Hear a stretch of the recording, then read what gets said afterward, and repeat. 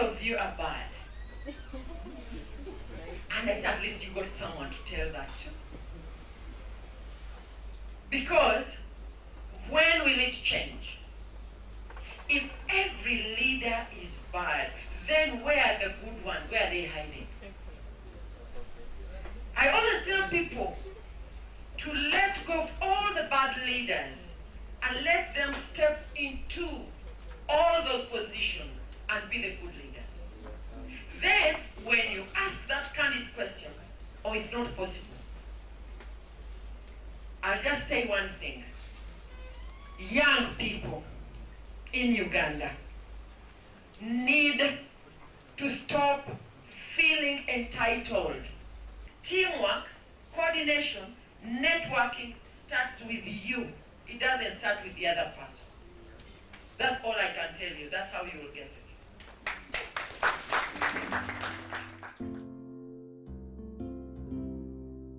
But mentoring as a concept, I'll go through the stages there. M is standing for managing the relationship. E is encourages. N is nourishes. T is teaches. O is offers mutual respect. And lastly, R is respond to mentees' needs. For those who hopefully are seeing that, that is the concept of mentorship. And this is something that is provided. You can Google it. All that information is there. If you don't have an individual who's a mentor or something, a technological device which you can go and do resource information, then you should find an opportunity to speak to somebody who will help guide you to that resource information. So this just lays out, the three main areas of resources: online, human, and community. You should be accessing your resources in your community. There are people, I hope, that you've already confided with that are willing to assist you in your development professionally. I first came in contact with Breaking Barriers in 2012. It was in Philadelphia. John was giving a sermon, and I became attracted to Breaking Barriers' ideology of connecting cultures, simply because as a young man, as a Ugandan, being raised in the Western world, I struggled with identity. I struggled with finding an identity for myself. Who am I? What am I? Am I Ugandan? Am I British? Living in the UK, it was clear growing up that I wasn't British, because people asked me, oh, so where are you from? I'm from East London. They'd be like, yeah, but where are your parents from? Like, to try and to fully make you understand that you're not British simply because you're not white. So they don't see you as a British person. So then I started saying I'm Ugandan, and I was proud of that. And I always, when people ask me where you're from, and I say I'm from Kampala, I'm from Uganda. The issue came when I came to Uganda for the first time, and I quickly realized, okay, I'm not Ugandan. Because I didn't understand the culture, I didn't really understand the food. People didn't see me as a Ugandan myself. People call me Muzungu. And growing up, I always thought Muzungu meant a white person. But even my own family member was like, oh, the Muzungu's back. And that really alienated me. Because then my whole life I've grown up thinking I'm Ugandan. And now that I'm in Uganda, I'm being told I'm not Ugandan, I'm British. And when I went to the States, every time I'm in the States, I'm called London. I'm called the Londoner. So it's like, what am I? Who am I? And I struggled with that personal battle of identity and breaking barriers. What that done for me, what that helped me realize is that I can be both. That I do not have to choose between being British and being Ugandan. Because I am 100% British. I was raised as a Brit. I understand the culture and I fit in the UK more than I do fit in here, but I'm also Ugandan through bloodline. I was born in Uganda. I listen to Ugandan music, I eat Ugandan food now, I can somewhat speak the language, and I'm comfortable calling myself a Ugandan. And that's one of the things that Breaking Barriers does, is that it educates young men like us in the West about who we are and how we can overcome those barriers of who are you as an individual. And why that's so important to Uganda is simply because I'm sure the Honourable can tell you, Africa's being westernized so much. Africa is becoming more and more Western. And I've seen that a lot of people are fighting to hold on to the historical, cultural roots of what it means to be a Ugandan, a Muganda, what it means to be an African. But at the same time, the young people are trying to lean more towards the West. And why that's important is to understand that you can adapt Western cultures, but still hold on to your African roots. And that's very, very important, because we will never become Westerners. We will always be Africans. And we have to hold on to that. Yeah, that's pretty much it. Hope everyone's enjoying themselves. I want to thank John. I want to thank the organizers for putting this together. And on a separate note, I remember 2 years ago when I first came to Uganda, once again we was with John, and he spoke about doing this. He spoke about putting something together. He didn't know when, he didn't know who the keynote speakers would be, he didn't know the dates, he didn't know anything, but he knew that he wanted this to happen, and this is a success, and he knew that regardless of what will happen, he's going to put this forward. This was 2 years ago, and I'm happy to see that he's here because he didn't compromise anything. He broke down every barrier that was in front of him to make sure that he puts it together. And the importance about succeeding is planning. If you do not plan, if you fail to plan, you're planning to fail. If you do not plan well, you're not going to get anywhere in this life. And if you want to succeed, you have to have a plan of how you're going to get there. Thank you very much.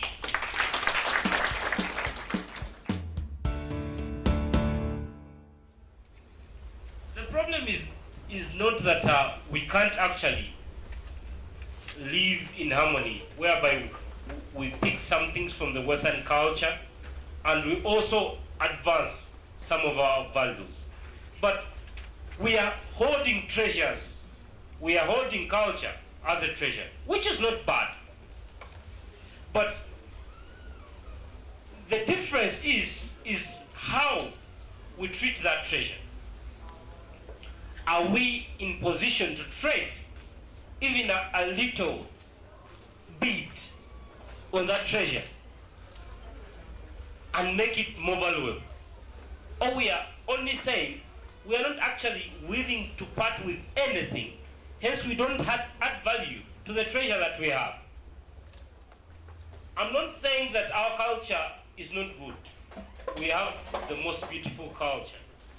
But anything good needs an advancement to make it much better. What was good 30 years ago is not good today. So, as we look forward to enhancing our culture, not wasting our values, I have to say we can't remain rigid. We can't. It can only collapse us. With those examples and with that submission, I want to say that culture and identity is key to our survival. And we also have to appreciate that now the kind of identity we have is beyond being a Muganda, being a Musoga, being a Muchiga, but it's a global identity that comes with challenges, of which with breaking barriers, we can actually outlook and look at the principle. Thanks very much.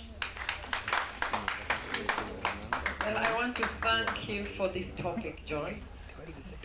I'll just say one thing, is that Africa is a continent with a legacy of shame. With a legacy of shame. We don't discuss it because we are so scared of even getting there. Why? They gave examples of Asia. Asia was not put to our level. Asians retained something. Africans, we are so embarrassed by anything African. How? We don't debate it. Or we think culture is when we go and celebrate traditional weddings. That's how we define culture.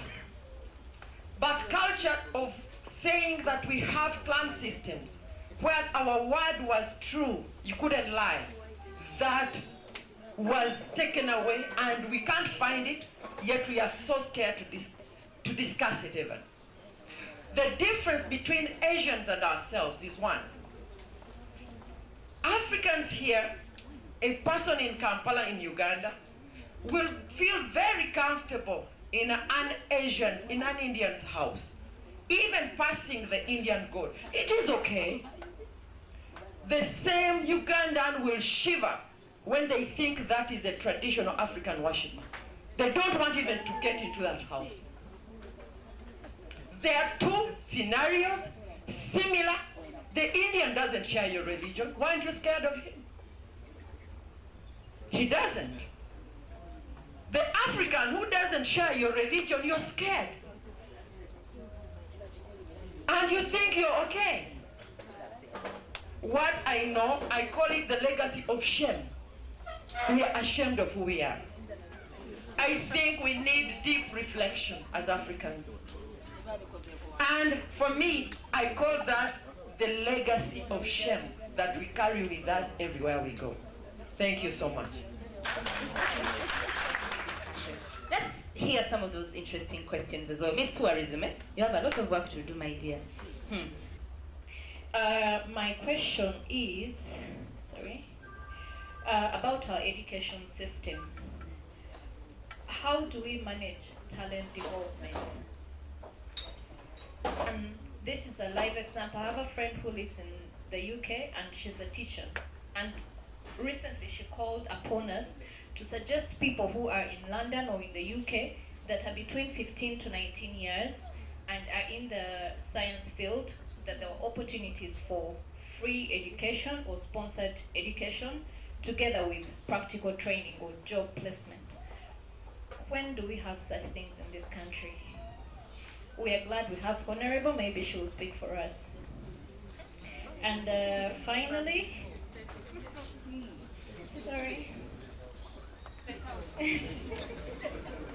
Yeah, now that the world is being referred to as a global village, how do we prepare ourselves and our children and our relatives and friends to quickly adapt to the world? It's so easy for the Indians, the Westerners, whoever else is not African to adapt to our society, to open businesses, to get jobs, but it is almost impractical or impossible for us to do the same in their countries. Why do we have all this wide and open liberalization and we can't have it on the other side? When do we break that barrier? Thank you so much. John, you said that there are so many African folks out there in the US who would not want to see you succeed. It basically comes back to our cultures. You know, Africans, Ugandans, wherever they are, we are nurtured in a way that everything that we do, we place it to our tribal backgrounds, we place it to our family backgrounds. So it is something that you cannot find as someone whom you don't know, probably maybe Ugandan out there, and you say that you will embrace what you want or how you're going to succeed. So it is a challenge. In Uganda, if I'm to say, you find that we are divided on lines whereby if you are not a Mnyankole, if I'm not a Muganda, if you are not a Muganda, or you are a Msoga or a Mtoro, we shall be divided, whereby I won't give you that opportunity. Yet you have the capabilities, you have the, you're competent for that opportunity, but because you don't subscribe to my tribe, I won't embrace you. You are not part of us, and that is it. The best solution to this is one, change the mindset. Change the mindset, the rest of other things will follow. Thank you so much. My question is about culture. I like this very much. When you look at outside countries, when it comes to culture, they are also intense. But when you look at our African culture, it's more intense than theirs. I don't know if you've noticed that. So, when you look at the youth still, the .com generation is taking us over. No one wants to be left behind. How are we going to help our youth cope up with the culture? Because the more they copy from outside, They say now our generation is spoiled. They are copying bad ways, not good ones. And when we tell them to develop ours, they can't concentrate, they say they are left out. They want to go with the .com. What can we do for them? Yes. Thank you for the opportunity, Romano Bella. My name is Julius Nigini. I think I'll take us back one. We spoke about networking. Everybody said we need to realize everybody is important in our lives. But I believe simplicity costs nothing. But simplicity with principle or principled networking costs you successful achievement with no compromise. Today we are talking about success with no compromise, but I've heard so much about politics, culture, little about no compromise. Ladies and gentlemen, I want to note that. Then I think I will stand out to defend our culture. Individual actions should never be blamed on maybe the whole generation. There are people out there who are not proud of their culture, but I believe as Ugandans, many of us are proud of our cultures. So if there are people out there who believe, I will differ from the Honorable, that the African culture is a legacy of shame. I think if we still have that mind, then it is not really good. If we are thinking of breaking the barriers, and that is what we have in our minds, then we need to change our minds now and on.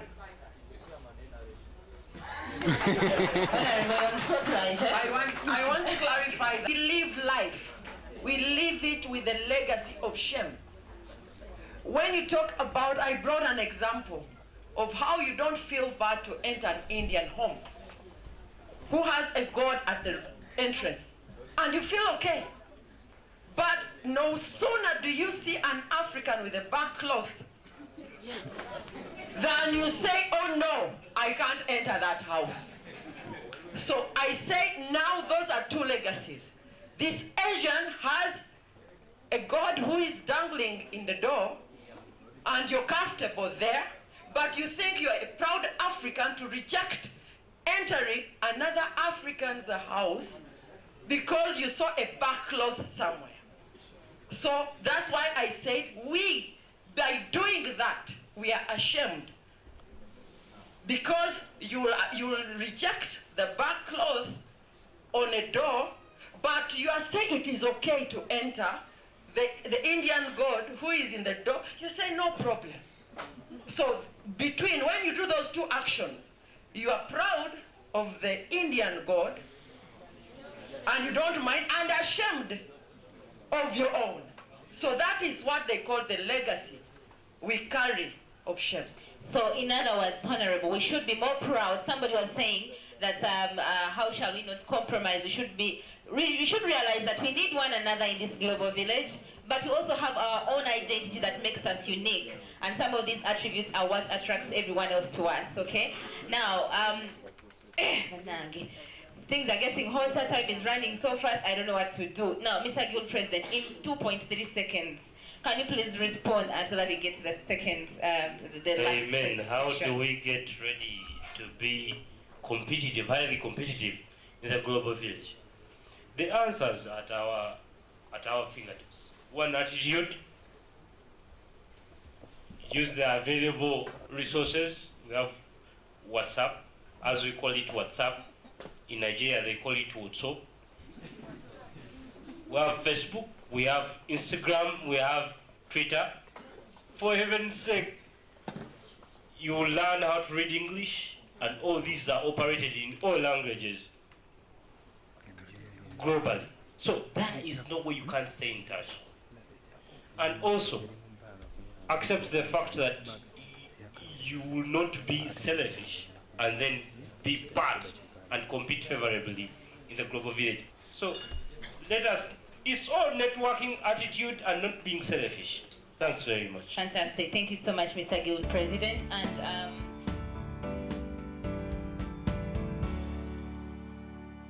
This is our main topic because, as we have it, success without compromise. Leaders in society have responsibility to the people. And that's at the government level, that's at the corporate entity level, nonprofit, all aspects of operations. leadership has to make decisions. They are going to be held accountable in any form or fashion. And that being said, we want to make sure we address those areas and how in Uganda and in Africa at whole, leadership is making decisions, or how do we here in the audience, how do we perceive our leaders? Are they making decisions on the best of our interests? Are the things that we would like to see, are they happening? And if not, what can we do as citizens to assist our government? But before I do that, I want to bring up a fine gentleman. I met him yesterday. His name is Tukisa.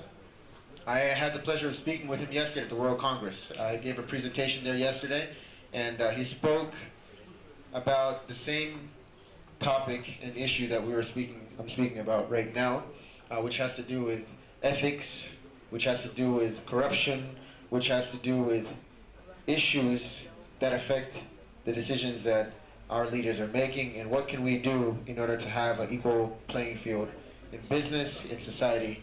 With no further ado, Tukisa, please come forward.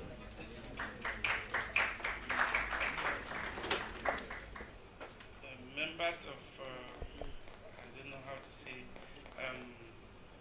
honorable representative from the parliament, distinguished guests, ladies and gentlemen, I'm very happy to be part of this occasion.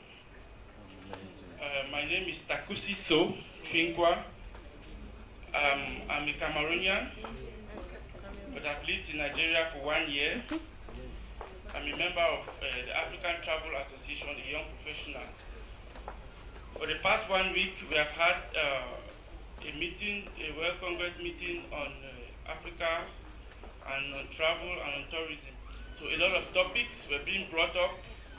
The President of Uganda was present, and so many other important guests from all over the world.